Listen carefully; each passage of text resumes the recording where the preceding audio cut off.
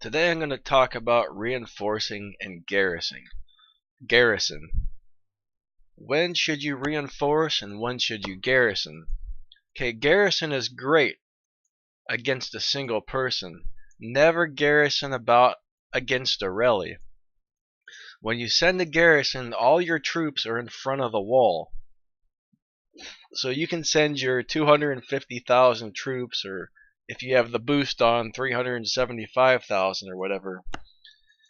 So those troops will go up against the attacker's troops by themselves. So they're in front of the wall.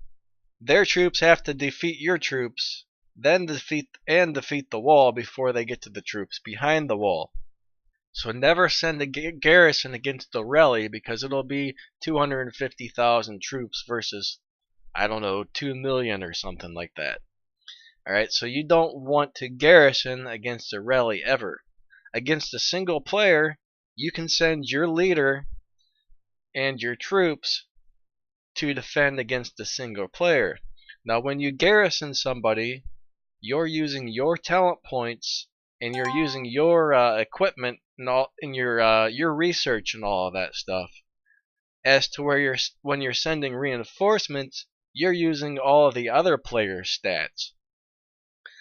Alright, so make sure if you do send a garrison, make sure you're in your war talents and you send your leader and all of that. If you're not set up for war, just like in the attacks, you don't use your talent points, you don't use your equipment, and you're going to get your butt kicked. Alright, so now if you're sending reinforcements, you need to make sure the other player is set up for war, because if he doesn't have his leader out, or if he's not in war talents and war equipment, and he's not set up for war at all, you guys are going to get your butts kicked. So it's best to only reinforce people who are online, and you know for a fact that they're trying to take the hits and they're set up for war. But when you reinforce somebody, your troops fight with their troops, so they all mix together, so you can have up to 2 million troops sent for reinforcements to a friend to fight against the troops that the enemies send to attack. Plus, you could have a garrison if you really wanted to, but like I said, if it's a rally, you're going to get your butt kicked. So don't garrison on a rally. Only garrison against single attacks. And like if you're a T3 player, don't garrison against the T4 player, because you're going to get your ass kicked. Alright? Now, we can definitely send reinforcements against T4 players, even if you're a T3 player. If a single T4 player is attacking, if you have about 800,000 troops, 600,000 to 800,000 troops is all it takes, as long as you have good research and equipment and stuff, to defend against a T4 player, even if you're a T3 player.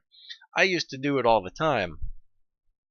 Alright, I would always, back when my research was around level 8 and I had around 800,000 troops, I could take one hit from a T4 player before I had to shelter my troops. Now, if people sent reinforcements, I could usually take 2 hits from a T4 player before I had to shelter my troops. Sometimes 3 if I got enough reinforcements. Right now that I've got T4, I can take a hit from a 1.5 billion might player. You know, I've got around 800,000 troops out, and only, you know, most of mine are still T3. I only have a small handful of T4 at the moment, and I can still take a hit, 2 or 3 hits from a 1 billion might player by myself. Now, if my guildmates were to reinforce me when I was being attacked, I could probably take a load of hits from these big players before I had to like shield and shelter. Now the main thing is, you just have to make sure after every hit you should really keep an eye on your beds and make sure your beds aren't full, because when your beds fill up and if you take another hit after that, you're going to have dead troops. to where if you're defending, you will not have any dead troops as long as your beds are not full. So that's another great way to hurt the big players, is by defending against them and killing a lot of their troops. Because when you're defending, like I said, as long as your beds aren't full, you're only going to have wounded, and the attackers are going to have dead troops. Now when one of these big guys attacks me, I usually kill anywhere between 100,000 and 250,000 of their troops. Well, I shouldn't say kill and wound. Every once in a while, I will kill and wound everything. So they'll send 250,000 troops at me, and none of their troops come back, and I capture their leader. This happens occasionally. Most of the time, I kill about 80 to 100,000, and I probably wound around 100,000, and then they have a few troops that go back home, along with their leader. And if I take a second hit, it's usually about the same. I might kill and wound a little bit less, but usually after the second or third hit, I have to shield or hide the rest of my troops because my beds are filling up.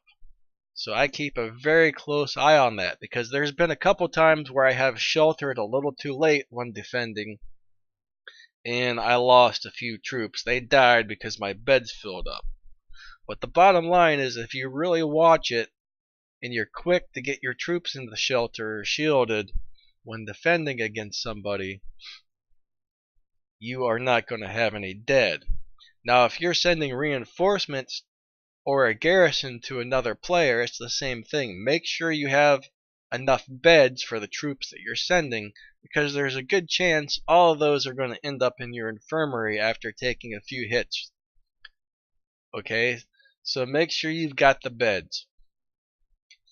And after you do send reinforcements or a garrison to somebody, hide the rest of your troops. Don't leave any of your troops out. So at least the worst that does happen, say your troops get sent home from that person's castle, the worst that can happen is the enemy can come and try and snipe your troops, and he might get the ones that are returning to your castle, but as long as you've got everything else hidden, you'll be fine. The worst that's going to happen is he's going to get your 200,000 troops, or probably less, maybe 100,000 that return. Now if you want to take the hit, leave all of your troops out. So I think I've kind of got off the subject here, but I think I made my point clear on this pretty well. But when you're gonna garrison or reinforce, especially when you're reinforcing, make sure that the person you're reinforcing is set up for war. Don't reinforce people who are offline and you don't know if they're set up for war or not. Unfortunately, most of the time they're not, and you know, they just lose all of their troops anyways, and you have a whole bunch of wounded troops to heal now, and we did very little damage to the enemy. So it never seems to work out reinforcing somebody who is offline. Now sending a garrison to somebody who's offline against a single attacker, that's great because you're using your war talents and stuff. As long as you feel you can defend properly against the person who's attacking, send that garrison if you want. You might save somebody from losing a bunch of their troops if they're offline and being attacked. And you might kill a bunch of the enemy's troops. Alright, so that's kind of my rundown on garrison and reinforcing, so I hope this video helps.